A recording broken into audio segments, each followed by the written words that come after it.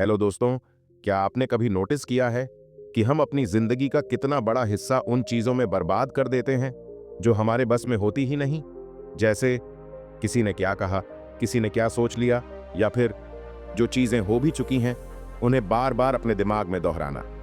कभी हम ट्रैफिक में फंसे होते हैं और चिड़चिड़े हो जाते हैं, कभी किसी की राय हमें परेशान कर देती है, और कई बार हम रातों की नींद खो देते हैं सिर्फ इसलिए कि कोई चीज हमारे कंट्रोल में नहीं है। लेकिन सोचिए, अगर हम उन चीजों से अपना ध्यान हटा लें जो हमारे बस में नहीं, और उसे लगाएं उस पर जो हम वास्तव में बदल सकते हैं, तो हमारी लाइफ कितनी सुकून भरी हो जाएगी।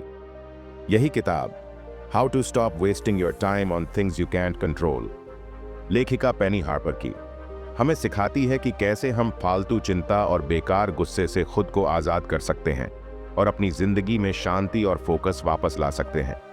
इस किताब में एक बहुत गहरा संदेश छिपा है कि कंट्रोल छोड़ना हार मानना नहीं होता, बल्कि ये उस बुद्धिमानी की निशानी है जो हमें सिखाती है कहाँ अपनी ऊर्जा लगानी है और कहाँ नहीं। तो चलिए अब बढ़ते हैं इस किताब के पहले अध्याय की तरफ, जहां पेनी हार्पर बताती हैं कि कैसे हम पहचान सकते हैं कि कौन सी चीजें हमारे नियंत्रण में हैं और कौन सी नहीं। द पावर ऑफ लेटिंग गो। क्या आपने कभी किसी बात को बार बार सोचते सोचते खुद को थका दिया है? किसी पुराने झगड़े, किसी अधूरे रिश्ते, या किसी ऐसी गलती को जो अब चाहे जितनी कोशिश कर लें बदल नहीं सकती? हम सब ऐसा करते हैं। हम किसी ऐसी चीज को पकड़कर बैठे रहते हैं जो हमें बस दर्द देती है, शांति नहीं। लेखिका पेनी हार्पर कहती हैं, हमारी जिंदगी का सबसे बड़ा बोझ वो नहीं है जो हमारे साथ होता है, बल्कि वो है जिसे हम छोड़ नहीं पाते। द पावर ऑफ लेटिंग गो, यानी छोड़ देने की ताकत। सुनने में आसान लगता है, पर असल में ये वही कला है जो हमारी मानसिक आजादी तय करती है। सोचिए, जब हम किसी चीज को कंट्रोल करने की कोशिश करते हैं जो हमारे बस में ही नहीं है, तो हम अपनी ऊर्जा, अपनी खुशी और अपना समय तीनों खो देते हैं। पेनी हार्पर एक बहुत सुंदर उदाहरण देती हैं। वो कहती हैं, इमेजिन करो कि तुम अपने हाथ में रेत का ढेर पकड़ रहे हो। अगर तुम उसे बहुत कसकर पकड़ोगे तो रेत उंगलियों से फिसल जाएगी, लेकिन अगर तुम उसे ढीला पकड़ो तो रेत तुम्हारे हाथ में ठहर जाएगी। यही है लेटिंग गो की ताकत। कभी कभी कुछ चीजों को ढीला छोड़ देना मतलब हार मानना नहीं होता, बल्कि अपने मन की शांति को प्राथमिकता देना होता है। इस किताब में पेनी हमें यही सिखाती हैं कि हर बार कंट्रोल करने की कोशिश करने के बजाय हमें यह समझना चाहिए कि कब कुछ छोड़ देना ही सबसे सही फैसला होता है, क्योंकि जब हम छोड़ना सीखते हैं तब हम अपने भीतर की आजादी पाते हैं, और वही पल होता है जब हम सच में जीना शुरू करते हैं। Chapter 1, understanding the illusion of control. क्या आपने कभी सोचा है हम अपनी लाइफ को कितना कंट्रोल करने की कोशिश करते हैं? सुबह उठने से लेकर रात सोने तक हर चीज को एक तय प्लान में फिट करना चाहते हैं, लेकिन जब जिंदगी उस प्लान के हिसाब से नहीं चलती तो हमें गुस्सा, निराशा और डर घेर लेते हैं। पेनी हार्पर इस चैप्टर में कहती हैं, हम इंसान नियंत्रण का भ्रम जीते हैं। हम सोचते हैं कि अगर हम कड़ी मेहनत करें, सही तरीके से सोचें, सब कुछ पहले से प्लान कर लें, तो सब हमारे मुताबिक होगा। पर असल में जिंदगी हमेशा एक कदम आगे रहती है। वो एक कहानी बताती हैं। एक महिला हर सुबह ध्यान करती थी, दिन का प्लान बनाती थी, हर मिनट को परफेक्ट बनाना चाहती थी, लेकिन जब भी कोई चीज उसके प्लान से बाहर होती, वो बिखर जाती थी, जैसे उसकी पूरी दुनिया उसी पल टूट गई हो। पेनी कहती हैं, यह है इल्यूजन ऑफ कंट्रोल, जहां हम मान लेते हैं कि अगर सब कुछ हमारे हिसाब से चले तभी हम खुश रहेंगे। लेकिन क्या खुशी वाकई कंट्रोल से आती है या एक्सेप्टेंस से? वो समझाती हैं कि कंट्रोल का ये भ्रम हमें थकाता है, क्योंकि हम उस पर फोकस करते हैं जो हमारे बस में नहीं है। हम मौसम को नहीं बदल सकते, लोगों के विचार नहीं बदल सकते, और न ही हर स्थिति को अपने हिसाब से बना सकते हैं। लेकिन हम अपनी प्रतिक्रिया को जरूर बदल सकते हैं। हम ये चुन सकते हैं कि किसी स्थिति को देखकर हम टूटेंगे या सीखेंगे। पेनी एक सुंदर लाइन लिखती हैं, जब तुम हर चीज पर नियंत्रण पाने की कोशिश छोड़ देते हो, तब तुम्हारे भीतर की शांति लौट आती है। इसलिए कंट्रोल का भ्रम छोड़ना मतलब हार मानना नहीं है, बल्कि ये समझना है कि कौन सी चीजें हमारे प्रभाव में हैं और कौन सी नहीं। वो कहती हैं, जिंदगी तूफान को रोकने की कोशिश नहीं है, बल्कि बारिश में नाचना सीखने की कला है। और शायद यही पहला कदम है समय और शांति दोनों को वापस पाने की ओर। अब आगे के हिस्से में पेनी बताती हैं कि जब हम ये स्वीकार कर लेते हैं कि सब कुछ हमारे नियंत्रण में नहीं है, तो हम अपनी ऊर्जा को सही दिशा में लगाना शुरू करते हैं। यानी कंट्रोल छोड़ना नहीं, बल्कि अपने ध्यान को सही जगह लगाना। Chapter 2, identifying what you can control. कभी कभी हमें लगता है कि जिंदगी बहुत भारी हो गई है, क्योंकि हर दिशा से चीजें हमारे खिलाफ जा रही हैं। लोग हमारे अनुसार नहीं चल रहे, हालात बार बार बिगड़ रहे हैं, और हमें लगता है कि हम सब कुछ खोते जा रहे हैं। लेकिन पेनी हार्पर इस चैप्टर में एक बहुत ही महत्वपूर्ण बात कहती हैं। शांति तब आती है जब हम ये समझ लेते हैं कि हर चीज को कंट्रोल करना जरूरी नहीं है। वो कहती हैं, अगर तुम अपने जीवन को हल्का बनाना चाहते हो, तो सबसे पहले यह पहचानो कि क्या सच में तुम्हारे बस में है और क्या नहीं। वो एक सिंपल लेकिन गहरा अभ्यास सुझाती है। अपनी जिंदगी को 2 हिस्सों में बांटो। एक तरफ वो चीजें लिखो जो तुम्हारे कंट्रोल में है, और दूसरी तरफ वो जो नहीं है। अब जरा सोचिए, क्या तुम मौसम बदल सकते हो? नहीं। क्या तुम किसी और की राय बदल सकते हो? शायद नहीं। क्या तुम ये तय कर सकते हो कि कल क्या होगा? बिल्कुल नहीं। लेकिन तुम ये तय कर सकते हो कि आज तुम्हारा रवैया क्या होगा। तुम अपनी मेहनत, अपना दृष्टिकोण और अपना व्यवहार नियंत्रित कर सकते हो। यही है तुम्हारा सर्कल ऑन ऑफ कंट्रोल। पेनी कहती हैं, जितना ज्यादा तुम अपनी ऊर्जा उन चीजों पर लगाओगे जो तुम्हारे बस में नहीं, उतना ही तुम्हारा मन कमजोर होगा। लेकिन जब तुम अपना ध्यान वापस अपने नियंत्रण वाले हिस्से पर लाओगे, तब तुम्हारा आत्मविश्वास बढ़ने लगेगा। वो एक शानदार उदाहरण देती हैं। एक खिलाड़ी मैच में हार गया था। वो मौसम को नहीं रोक सकता था, रेफरी के फैसले को नहीं बदल सकता था, लेकिन उसने अगले मैच के लिए अपनी मेहनत और तैयारी पर पूरा ध्यान लगाया। और जब अगली बार मैदान में उतरा, वो जीत गया, क्योंकि उसने सीखा था, कंट्रोल उसी चीज पर करो जो तुम्हारे हाथ में है।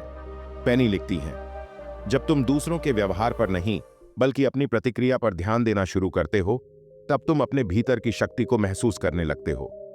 कितनी सादगी से वो कहती हैं, हर दिन अपने आप से सिर्फ ये सवाल पूछो, आज मैं किन चीजों पर असर डाल सकता हूं?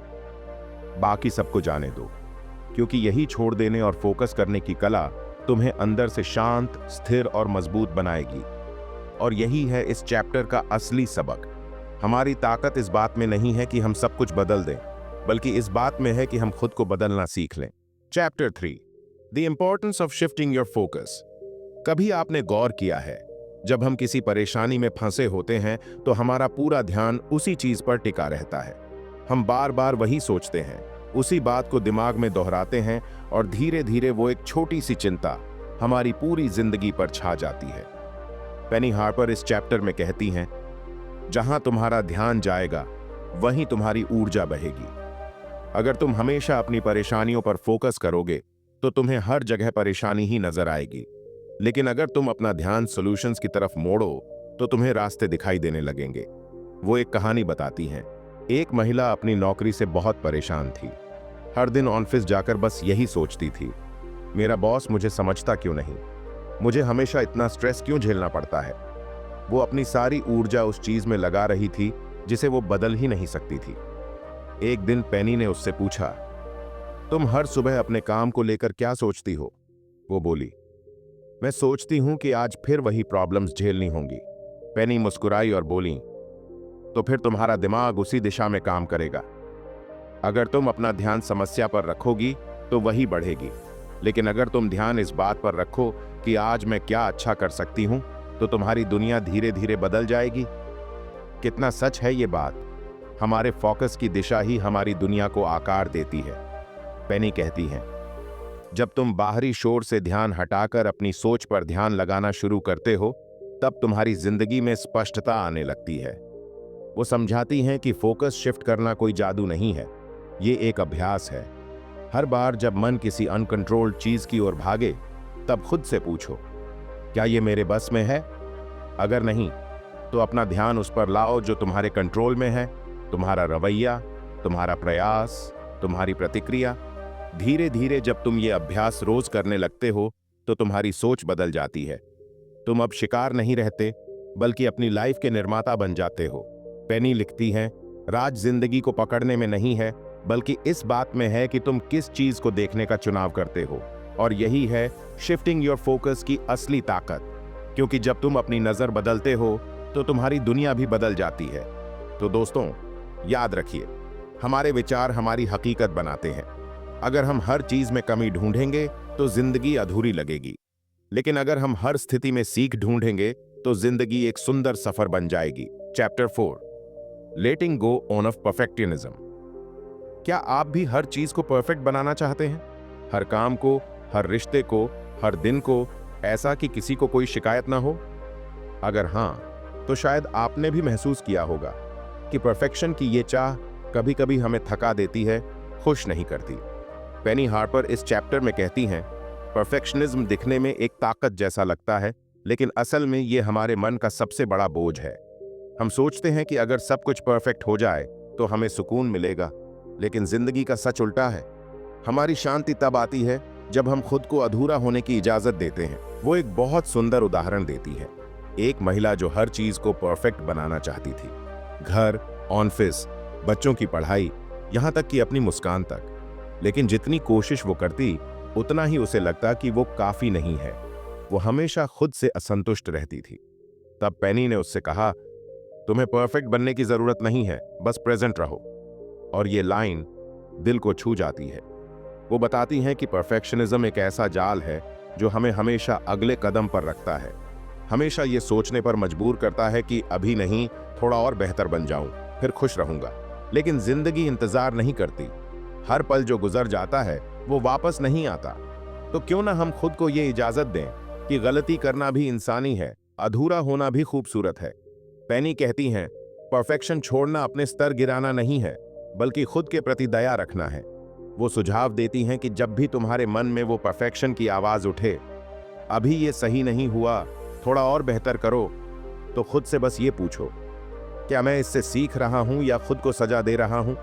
क्योंकि जिंदगी बेहतर बनने की नहीं, बल्कि सच्चे बनने की यात्रा है।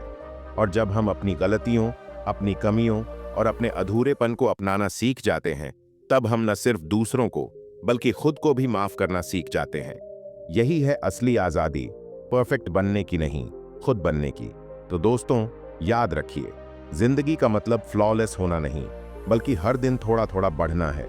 और जब आप परफेक्शनिज्म छोड़ना सीख लेंगे तो आपको एहसास होगा कि जिंदगी पहले से कहीं ज्यादा हल्की और खूबसूरत हो गई है। Chapter 5, setting boundaries, protecting your time and energy. क्या आपने कभी किसी को ना कहने में डर महसूस किया है?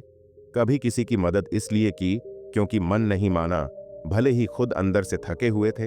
या कभी किसी के नकारात्मक व्यवहार को इसलिए झेलते रहे क्योंकि आप रिश्ता बिगाड़ना नहीं चाहते थे? अगर हां, तो शायद आप भी अपनी ऊर्जा और समय को दूसरों की अपेक्षाओं में खोते जा रहे हैं।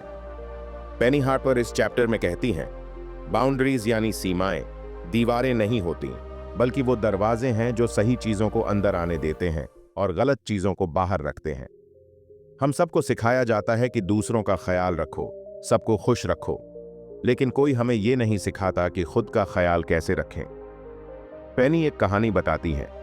एक लड़की थी जो सबकी मदद करती थी। ऑफिस में, घर पर, दोस्तों के बीच, हर किसी के लिए हमेशा हाँ कहती थी। धीरे धीरे वो इतनी थक गई कि खुद के लिए वक्त ही नहीं बचा। उसका मन बेचैन रहने लगा और एक दिन उसने महसूस किया कि वो दूसरों की उम्मीदों की गुलाम बन चुकी है। तब पेनी ने उसे एक सरल बात कही, हर हाँ जो तुम दूसरों को देती हो, वो एक ना तुम्हारे खुद के लिए होती है। वो बताती हैं कि बाउंड्रीज सिर्फ दूसरों से दूर रहने के लिए नहीं होती, बल्कि खुद को बचाने के लिए होती है।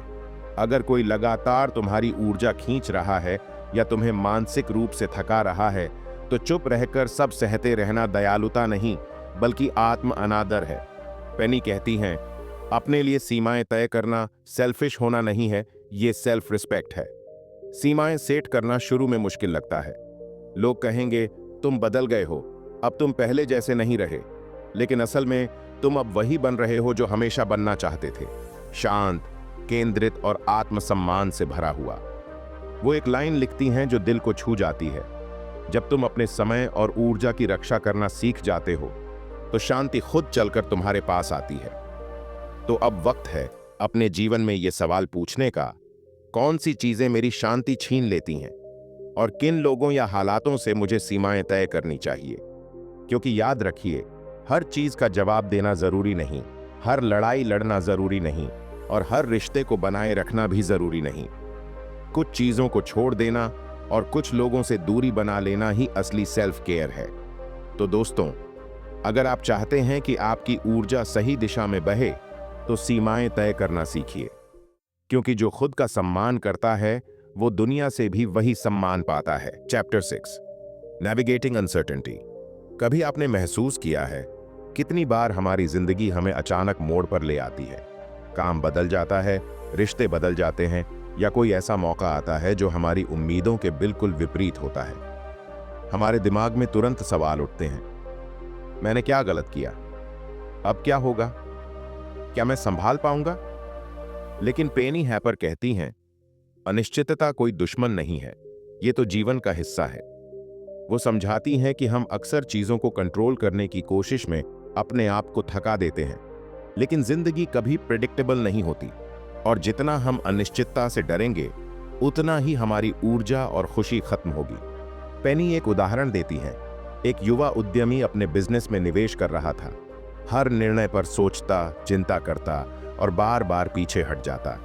लेकिन जब उसने स्वीकार किया कि कुछ चीजें उसके नियंत्रण में नहीं हैं, तब उसने अपने निर्णयों पर ध्यान लगाया जो उसके हाथ में थे, अपनी तैयारी, अपने रिसर्च और अपने प्रयास।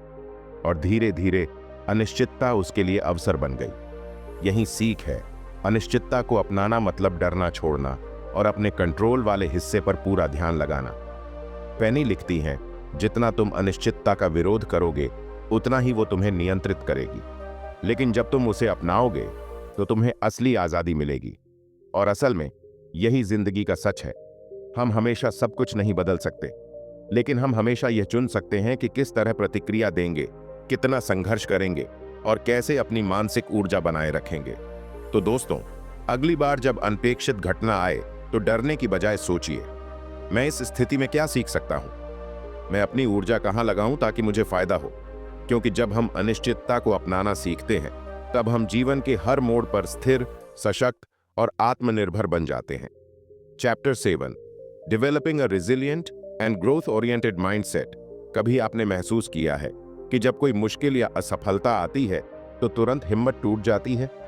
हम खुद से कहते हैं, शायद मैं कोशिश ही क्यों कर रहा हूं, शायद मैं इस काम के लिए पर्याप्त नहीं हूं। लेकिन पेनी हार्पर इस चैप्टर में कहती हैं, मजबूत मानसिकता इसका नाम नहीं कि कभी गिरना नहीं, बल्कि यह है कि हर बार गिरने के बाद उठना सीखो।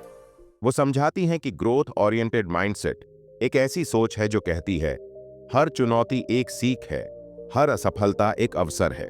वो एक उदाहरण देती हैं, एक छात्र जो अपनी परीक्षा में फेल हुआ था।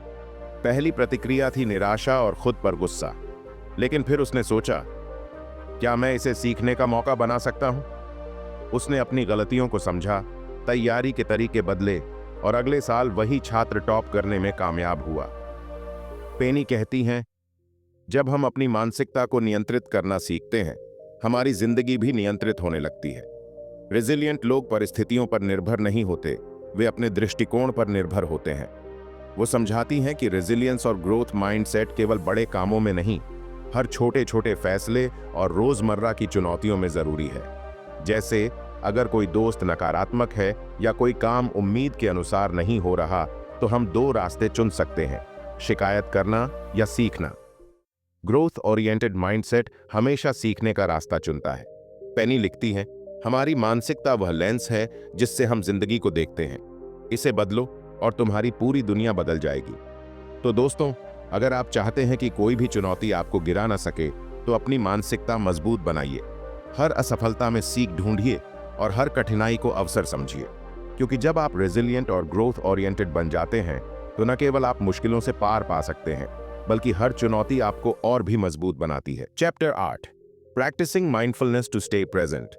कभी आपने महसूस किया है कि हम अक्सर भूत या भविष्य में जीते रहते हैं?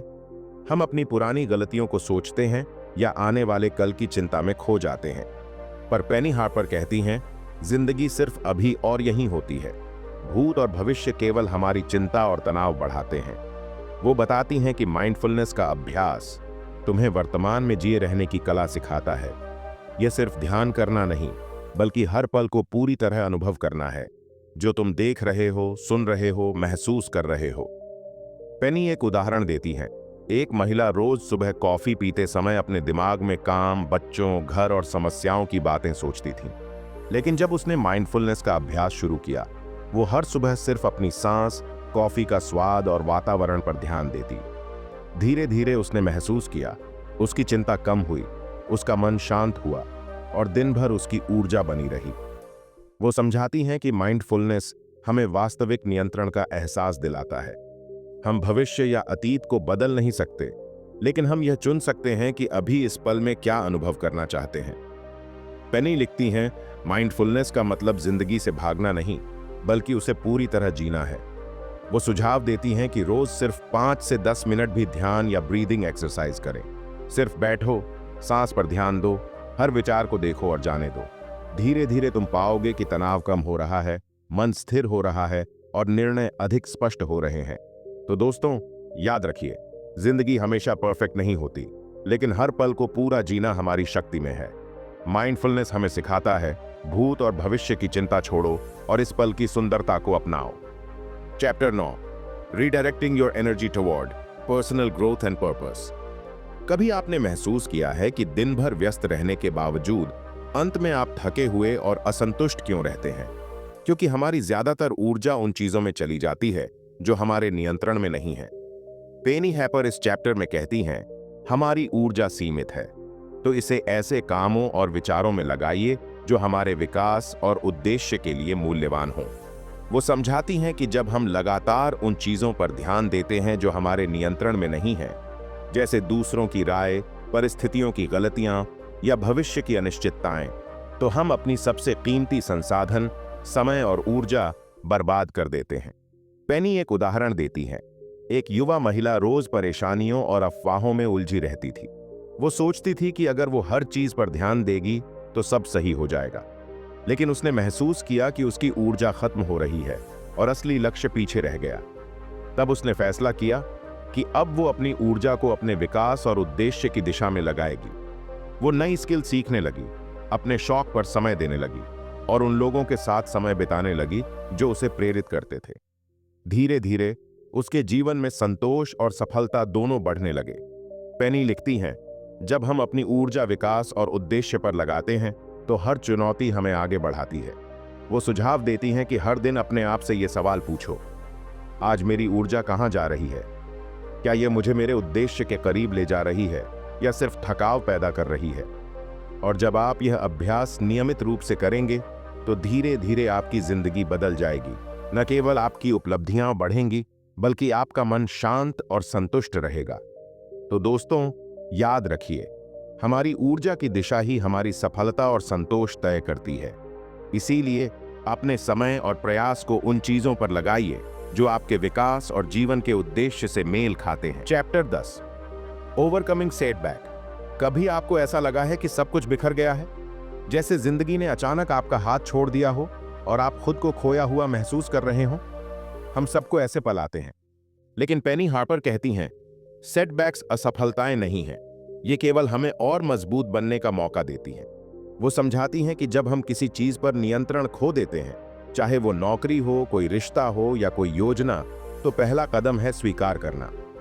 हाँ, कुछ हुआ और यह हमारे नियंत्रण में नहीं था। लेकिन पेनी कहती हैं, स्वीकार करना मतलब हार मानना नहीं है, बल्कि इसका मतलब है कि अब आप आगे बढ़ने के लिए तैयार हैं। वो एक उदाहरण देती हैं। एक उद्यमी की कंपनी अचानक घाटे में चली गई। पहली प्रतिक्रिया थी निराशा और डर, लेकिन उसने सोचा, अब मैं क्या कर सकता हूं? उसने अपनी रणनीति बदली, नए अवसरों पर ध्यान लगाया और अपनी टीम के साथ मिलकर एक नई शुरुआत की। धीरे धीरे वही कंपनी फिर से सफल हुई। पेनी लिखती है, जब आप नियंत्रण खो देते हैं तो आपकी प्रतिक्रिया तय करती है कि अगला अध्याय कैसा होगा। वो सुझाव देती हैं कि सेटबैक्स को वास्तविकता के तौर पर स्वीकार करें, न कि डर या अपराध के तौर पर। फिर अपनी ऊर्जा को सही जगह लगाएं, जो आपके भविष्य, विकास और मानसिक शांति के लिए जरूरी है।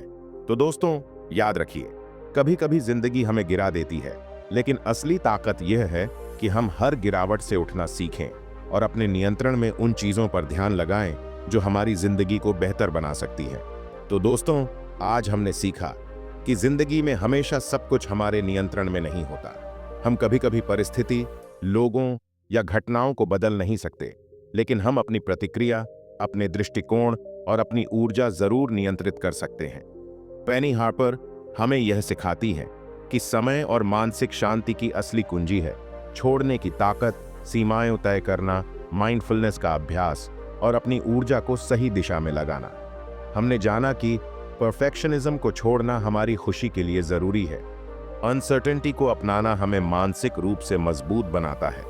अपनी ऊर्जा को विकास और उद्देश्य पर लगाना ही असली सफलता है, और सेटबैक्स या गिरावट के बाद भी उठकर खुद को रीबिल्ड करना हमारी ताकत है।